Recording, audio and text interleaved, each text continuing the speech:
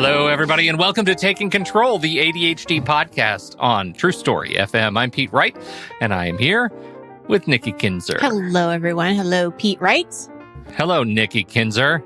We finished our epic series. I know. It's so fun. Of interviews. And now we're doing more listener stuff. We are. What's that all about? Well, we're continuing with this fabulous trend that we started.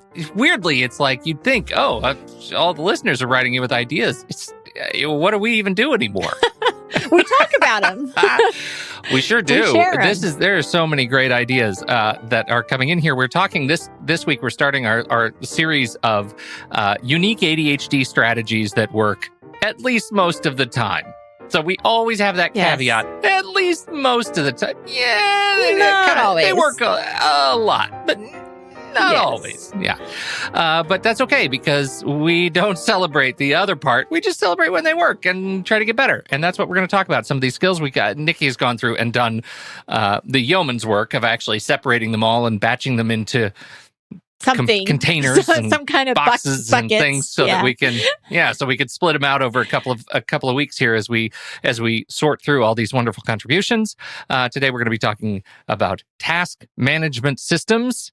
And I can't wait to get started on that. Before we do that, head over to takecontroladhd.com. You can get to know us a little bit better. You can listen to the show right there on the website or subscribe to the mailing list right there on the homepage, and we'll send you an email each time a new episode is released. Connect with us on Twitter or Facebook at Take Control ADHD. And don't forget, as Brian asked in the chat room, is my dog 100% Patreon? Well, not yet, because he doesn't have a wallet. But once he does, I'm going to invite him to head over to patreon.com/the ADHD podcast. And you can check out what we do on the show. If the show has ever touched you, if the work that we've done or the resources that we've shared have ever touched you and how you live your life with ADHD, we invite you to support us directly. Patreon is listener-supported podcasting. It allows you to support the work we do and ensure that we can keep doing it. Mm-hmm. And the more we get out of Patreon, the more we can invest our time and attention to this show and creating more resources for you. We're very excited to keep doing that. 2021 is shaping off very well. And so we're thrilled to be in this sort of partnership with all of you. If you haven't considered yet, again, patreon.com/the ADHD podcast. If you're already a supporter, you're probably listening to me talk about this on our live stream right now, because that's one of the fantastic perks. Join the live streams, get access to our double secret, triple secret members channels in our Discord online server, and all that and all the other wonderful member benefits. Patreon.com/the ADHD podcast. Do we have any other news? Same news, but it's fantastic news. Okay. Study hall, Thursday afternoons. Come join me. All right. GPS guided planning sessions are going to be opening up for April. And so, definitely check that out. And I'll talk about more of it later.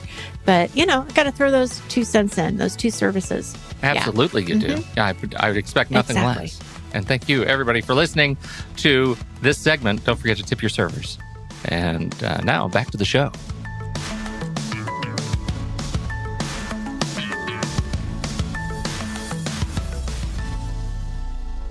All right, Nikki Kinzer, unique ADHD strategies that work at least most of the time. Yes. Kind of got to, you got to throw that in. So, Right. What's interesting about this? Is this idea came from when we did the interviews, right? And so the last show, we were going to do like a couple of interviews, and then I was afraid that we might not have enough time. And so I was going to add 3 unique ADHD strategies that I've learned from my clients. Well, guess what happened? There were more than that. There were more. Well, no, that's actually, you're ahead of the game. What happened is we had these fabulous interviews and we didn't have to worry about time. So trying to squeeze in unique strategies at the end of this, of our interview last week would have seemed kind of silly. So you and I and Melissa had a talk and we said, let's ask our Patreon members. What do they do that is unique and what kind of strategies work for them? And boy, did we get a response. Yeah. So There are a lot cool. of unique strategies that work some of the time. Yeah. So I was able to incorporate the 3 that I was going to add and then everything else that everybody else has to add. So what we're going to do is go through those. And if Yeah. we have something to say, we'll say it. And if not, I just want to say thank you to everybody for sharing, because I'm positive that somebody's going to walk away from the show with some kind of new nugget that they want to try. All about the nuggets. Yeah. I think it's fantastic. And yeah, if there's something that you get out of somebody else's experience, use it, share it broadly. Yes. That's how we're all in this together, people. Right. And I'm going to start with the first one, because this actually came from this was one of my client ideas. Okay, so task manager systems, that's where we're going to start. And boy, yeah, this is a hot topic, because it is really difficult to try to figure out what's going to work. And there's a lot involved, and there's habit building, and there's things, you just have to do. And so I've been working with this gal, and what we found to be the best system for her is probably one of the most creative that I have found, and definitely out of the box. So what she has done, and we did this together, is she did a master list mind map. And then, okay, what does that look like? So it looks like a lot of stuff on this piece of paper. Right. So she starts just with everything, like, what are the projects that I have to do? So that's kind of where it started, was, here's my brain that is, running 100 miles per hour. And what are the things that I'm focusing on? What work projects, she's a gardener. She's going to be retiring soon. So, there's these little sections of her life, right, that she put into the mind map. And then after we did the mind map, she took and this was on a clipboard. So the mind map was on a clipboard that she carried around. Okay. So it's paper. It's not like yeah. And so the next session, after she got done with the mind map, we said, okay, so let's look at one of these sections that you have here, and let's start a new mind map. So we took the gardening piece, and she started a new mind map that was just about gardening. And it had like tools that she wanted to buy, and like timelines around, when to buy or when to plant things and all of that. And so it was her own little mind map of gardening. And then she would put like her to-do list underneath the mind map or in front of the mind map. I don't know. But anyway, that specific clipboard was now all about gardening. This is her task management system. So okay, it works. I'm telling you. That's why I want to start off with this, because I think we sometimes think that it has to be so complicated, and it doesn't. So what she has done is she has different clipboards for different areas of her life that she breaks down and goes through them and decides, okay, this is what I need to do. And then she'll have another mind map that will say Monday, Tuesday, Wednesday, Thursday, and Friday. And that's when she's saying, when I'm doing this on Monday, when I'm doing this on Tuesday, and whatnot. I love it. It's so creative. So I said, and who cares if you have like 10 clipboards on your wall? Like, well, that's what I was kind of imagining. Like, you have all of these like hooks, like command strip hooks of clipboards, and you're just moving them around depending on how your clipboard mind map, your clip map, I love it, changes. Yeah, not going to work for everybody. Oh, that's right. You need some wall space. You need some wall space. You need to get some clipboards. You definitely need some wall space. But I love the creativity, and I think more than anything, to our listeners, don't give up. There is something out there that will help you. And it may be as crazy as having a bunch of clipboards. Who knows? Well, and I think that's really important, because that outlines one of the things that we talked about in our mind mapping episode so long ago, which was like radiant associations. And sometimes I think when you get to the end of an arm in what's already kind of a big mind map, you think, oh, well, it's too big. I'll just like bundle in my head the word gardening, and I'll know what that means later. Right. I'll know what that means. But you don't know what that means. And until you get out the next clipboard, you don't get to experience the benefit of radiant associations, of knowing how these things relate to one another. And that's really important. I love it. All right. Okay. So I get to talk about Chris. Yes, you do. Chris, who submitted this on Discord. I have a whiteboard that I write things on as they pop into my head. It used to be on my fridge, but now that I work from home, it's next to my desk. I use different colored markers for it too. That way, when I think of something, I add it on there, and then it's out of my head, and I have a visual reminder. Then I periodically use the whiteboard list to make smaller lists and set reminders for myself, I assume in other systems. I have noticed a lot of this. One of the things that my younger child has been doing a lot, they have a whiteboard for their school stuff, and they actually write on it, and then they hold it up in the camera and zoom and show kind of what they're doing. I think that's really, it's really wonderful having that size whiteboard that's kind of bigger than a sheet of paper. Right. But still super, super portable that you can take with you and lean up against a wall or put on a bookshelf or something that's always right in front of you. I love the idea, both that it's ever present. It's always somewhere in front of you. It's hard to lose because it's kind of big enough and white, like unless you stack a bunch of stuff on top of it. But also it reduces friction of getting things out of your head. And so I think that's really, really handy. One thing I would add here too is that a lot of the students that I work with, a lot of the college students will have a calendar that will usually be in their phone, like iCal or Google Cal or whatever.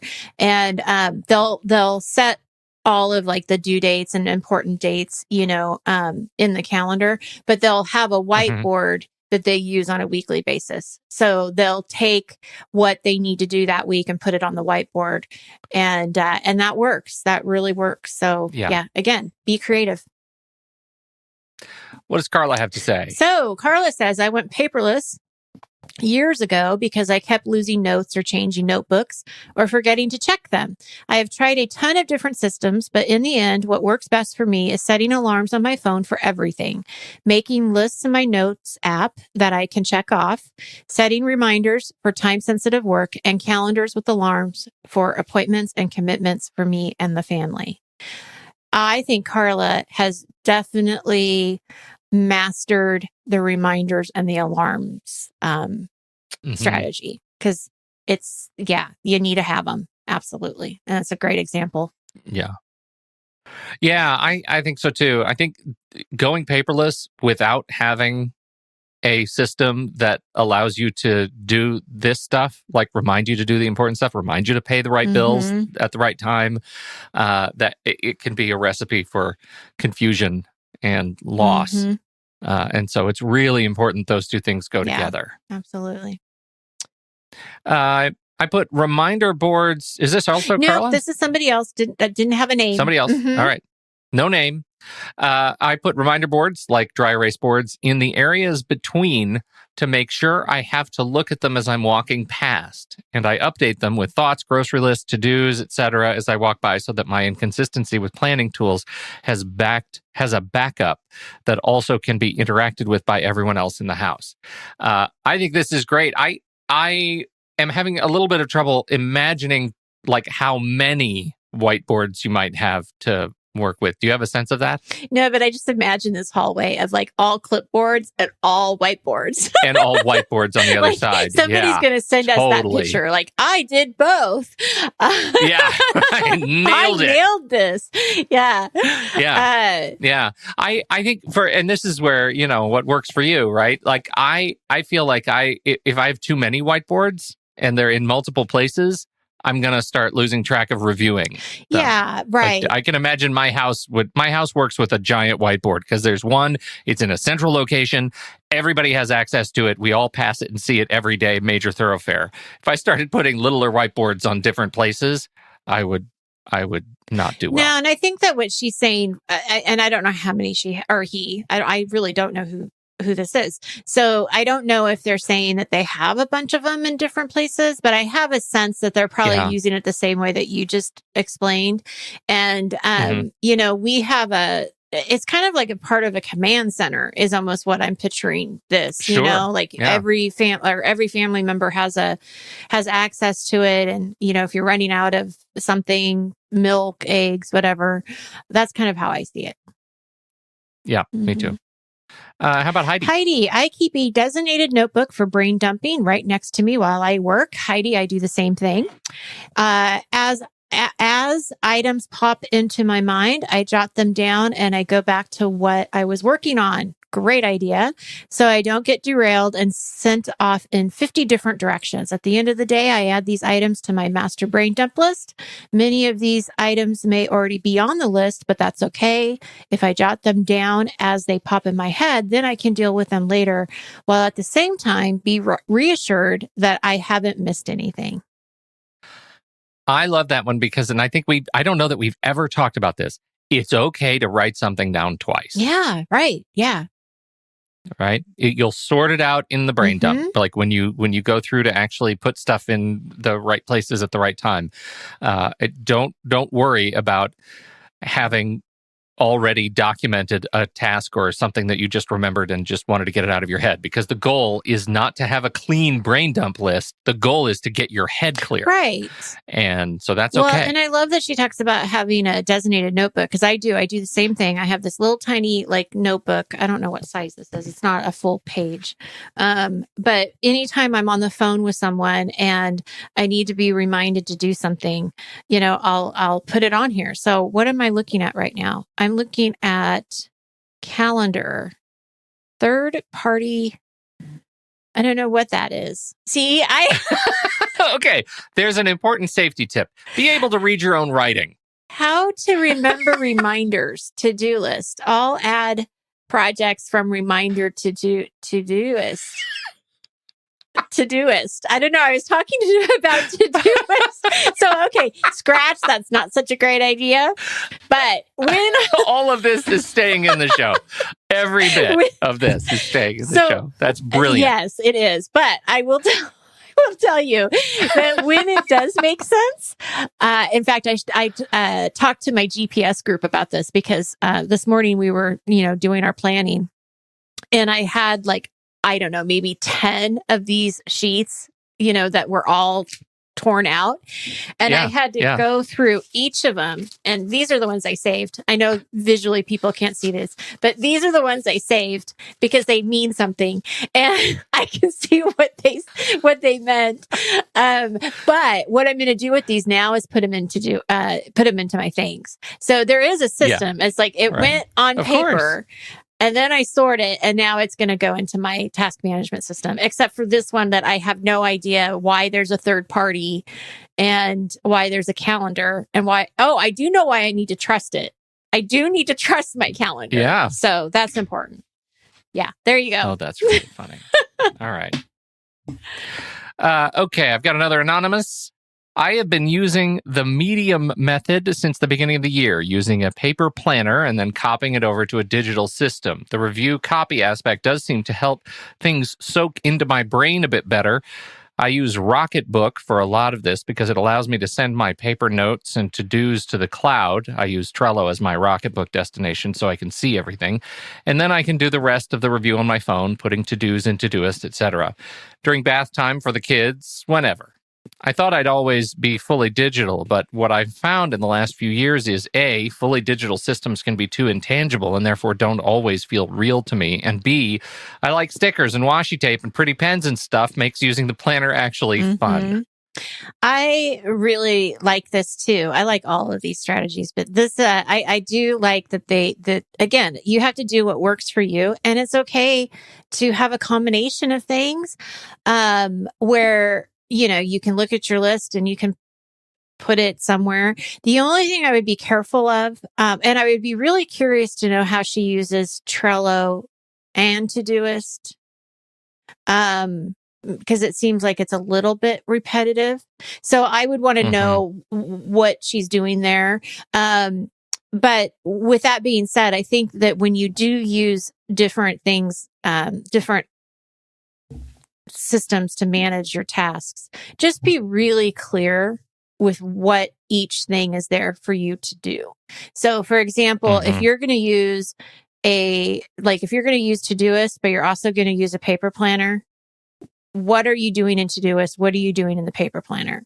Because if you if you put something in the paper planner and you don't see it because you turn the page and it's not on Todoist, you're probably going to forget about it. So it's just important that right. you're really clear on how these things work and what the purpose is. But what I like about it is that you can do more than one thing. You can't, I use things, but then I will also use the paper planner to put the top 3 things that I'm doing that day so that I don't have to keep looking at my list. So there are ways to do it, but does that make sense? Just being really clear. Yeah, absolutely. Yeah. And, I do want to shout out, we'll put a link in the show notes to Rocketbook. It's very cool. And, in terms of just having this tool with essentially reusable paper, it's very cool and super digital. Each page has a little barcode on it, so you can get things online, and it's really great. Just they say, just add a drop of water and you can wipe the page clean. That's cool. And so their mission is really one of, I don't think is primarily one of productivity, but it's a very cool system that also is highly sustainable. Yeah. So lots of different products that you can pick up on the Rocketbook page. Very cool. That's great. Company. All right. So Benjamin, I have a hard time saying that word. Benjamin from Facebook, bullet journal. I used to use planning books from Office Depot, Walmart, etc., but I could not stick to it consistently, and looking at those blank dates was discouraging. But with a bullet journal, I can create planner pages, and if I miss a week of planning pages, I can just continue without wasting paper. That is definitely the benefit of the bullet journal. It's so flexible, which is really nice. Yeah, there's a lot of good that can come out of the do-it-yourself stuff. Absolutely. I still can't get my head around it. I can for a lot of it, but I wouldn't. I have a hard time. I don't think I would use the bullet journal as a calendar. Like I wouldn't put my appointments and stuff in there. But I could do to-do lists and tracking stuff. And I like I like thinking that I could have a place of books that I want to read later, that kind of thing. Yeah. But yeah. Again, everybody's so different. Katie. Yeah, right. Katie from Discord writes, stationery. I keep a lot of fun stickers, Post-its, and fun pieces of paper around that I can add to my bullet journal or to my desk to remind me or reward myself. I found that crossing things off my list wasn't very satisfying for me, so it was helpful to get little smiley face stickers instead. I even use them for articles and assignments I have to finish for school. If I finish an article, it gets a smiley face on it. That's awesome. I love that. I think so too. I love stickers. I do too. I'm a huge fan of stickers. I don't put them on paper. Right. I put them on stuff. Yes. Right. I got my iPad. Yeah, you got stickers on your iPad. iPad case. Oh, yes, you do. Yeah, cover them. Cover it. I love all of that stuff. That's fun. But I don't usually use them because I use so much. Everything is so digital already. It's all in there already. Yeah. I need more stickers. You really do. That's do. why I think I'm a sucker for stickers. I'm a sticker sucker. So those are some of the task management systems that how people manage their things. But once you have all your tasks in your task management system, how do you get started, Nikki? I bet you're wondering. I am wondering. And here is the second ADHD strategy that I learned from one of my past clients. And I did it this weekend even because it works. It works. So what he would do is he would watch a football game live. Right. So he'd be watching football. And then when the commercial came, he would go do something, during the commercial. So he'd do the dish, load the dishes or put a load of laundry in or sweep whatever. And then when the commercial was done, he would come back and watch the rest of the TV, or watch football or whatever. And then he would go back and do it during the commercial. I mean, it just was really smart because it's such a small period of time, right? You're looking at maybe a minute or two of getting something done before the game or whatever it is you're watching starts again. I think it's very clever. I think it gamifies it. It makes it just a little bit more engaging. And I did it this weekend with 2020. I was watching 2020 from Friday night. I was watching it on Saturday. And I would start watching it and then I would run and do whatever I needed to do during the commercials. Yeah, it's fun. I like it. I like It's it. fun. That's a laundry task. Oh, totally. If I'm watching something Yeah. and it has a commercial. But see, this is the other thing. Like, we're in a streaming nation now, right? So most of the stuff I watch has no commercials in it. And it is annoying when it does. That totally messes up my TV task system. I know. It's true. Right. How about having a hard time deciding what to do? Assuming you're done with the most critical ones, put the others on a piece of paper and put into jar, cup, whatever, and randomly select your task. Now you don't have to decide what between doing dishes versus cleaning the microwave. Let the fate tell you what to do next. That was my third ADHD strategy from a client. So this came from a client too. And this is exactly, I have a little picture of her cup with all of the little things that she picked out that day. But it is also, I think, a brilliant idea because it takes away the decision. And like you said, let fate decide what you're going to do that day. Yeah. That's right. I like it. That's right.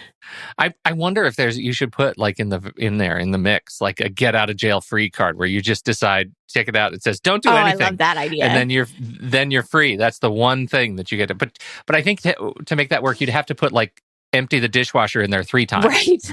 Like, so you want that to be a real prize. Yeah. Right. It can't be equal. Yeah. Okay. What do we have next? Something about a chore chalkboard. Yeah, I like it. Do you want me to say it? Okay. No, it's you. It's you. We're trading. Right. For our family, we have a chores chalkboard where we list them for the day. I write on it daily from the list of chores I've created for easy selections and assigned to me or the kids. I don't like having to be locked into set chores on set days. So this gives me the flexibility and the structure that works for me. I like it. I like it. Very creative. We do a variant of this. We do it this is part of our Sunday planning now. When's the last time I updated you on our Sunday plan? It's been a while.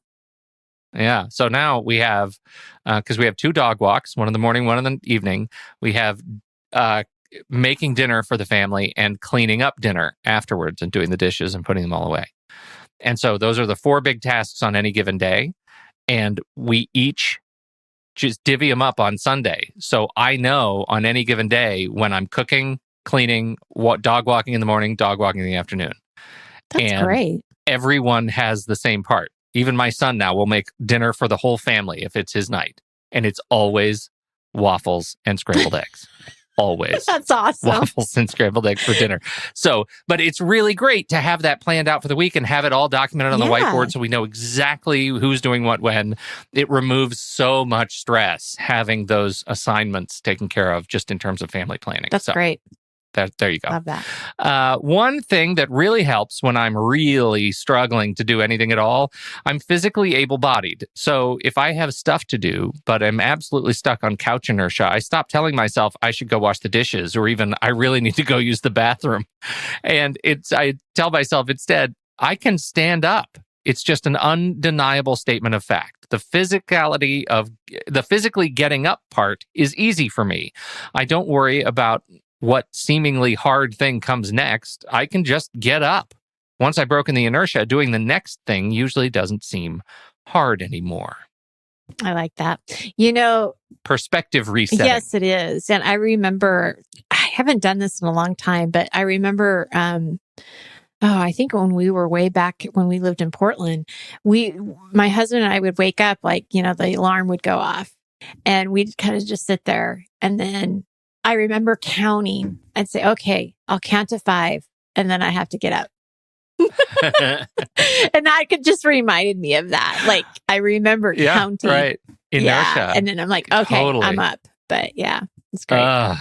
Yeah. Okay. We have one more. Post-its. Yes. Those long Post-its that are like 1 by 2 inches are awesome for breaking down big tasks. When I separate a project, it's easier for me to see it in quantity and time. So I need to make it physical. So what I do is write each task for the project on a Post-it and arrange them so I can see what I'm dealing with. Then when it's completed, instead of just crossing something off, I remove the sticky and throw it away. That way it's always getting smaller and I don't look back on the work and feel exhausted. I love it. It's a great idea. Yeah, that's lovely. Yeah, really, really good. 100%. So there we go. That's our set of getting started and task management system strategies that work most of the time. There's a lot of really tangible stuff. And as a guy who is super digital like me, it is a great reminder to think broadly when it comes to tools. You'll even see on my door, I have a dry erase yearly calendar that I have been using to help me plan the big, long things that I need to see all in one. That has been very, very useful for me. So I see it. This has been a great thing as a part one. What are we talking about next week? Do you want to give a little teaser? Next week is going to be around focus and alarm tricks. Because believe it or not, we have 1, 2, 3, 4, 5, 6, 7, 8 alarm tricks. That's pretty cool. That's more than I thought alarms could do. I know. So someone is going to learn something about alarms next week for sure. So there you go. Absolutely. All right. Well, thank you, everybody, for downloading and listening to this show. Thank you all for your time and your attention. Don't forget, if you have something to contribute to this conversation, head over to the Show Talk channel in our Discord server, and you can join us right there by becoming a supporting member at the deluxe level on patreon.com/the ADHD podcast. On behalf of Nikki Kinzer, I'm Pete Wright, and we'll see you right back here next week on Taking Control, the ADHD podcast.